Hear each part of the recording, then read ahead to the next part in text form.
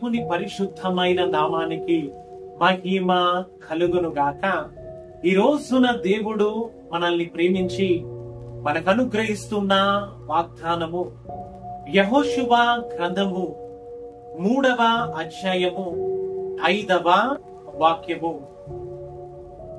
రేపు యెహోవా మీ మధ్యన అద్భుత కార్యములు జరిగించును కనుక మిమ్మును మీరు పరిశుద్ధ పరుచుకోమని ఆజ్ఞ ఇచ్చెను. ఆమేన్. సర్వాధికారియు అనంత జ్ఞాని అయిన దేవుడు ప్రవక్త అయిన యెహోషువ ద్వారా మనకిస్తున్న వాగ్దానము. మరి దేవుడు మన జీవితములో అద్భుత కార్యాలు, ఆశ్చర్య కార్యాలు జరిగించబోతున్నాడని తెలియచేస్తూ మరి మనల్ని మనము పరిశుద్ధపరచుకోవాల్సిందిగా ఆజ్ఞను ప్రభు మనకు ఇస్తూ ఉన్నాడు. హల్లెలూయా. మరి ఏ విషయంలో మనము మనల్ని పరిశుద్ధపరచుకోవాలి అన్నట్లయితే మన యొక్క చూపులను మనము పరిశుద్ధపరచుకోవాలి.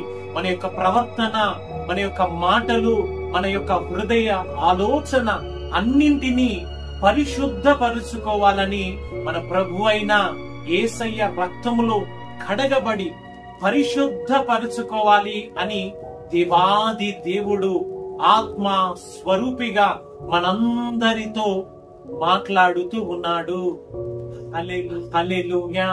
ఈ రోజున యొక్క సత్యమును, దేవాది దేవుని యొక్క వాగ్దానాన్ని వింటున్న నీవు మరి దేవుడు నీ జీవితములో అద్భుత కార్యాలు, ఆశ్చర్య కార్యాలు చేయాలని చూస్తూ ఉంటూ ఉండగా నీవును నీ యొక్క జీవితాన్ని పరిశుద్ధపరుచుకొని దేవాది దేవుని యొక్క కనికరమును నీవు పొందుకొని తన నిత్య రాజ్యములోనికి నీవు నడిపించబడుదువుగాక.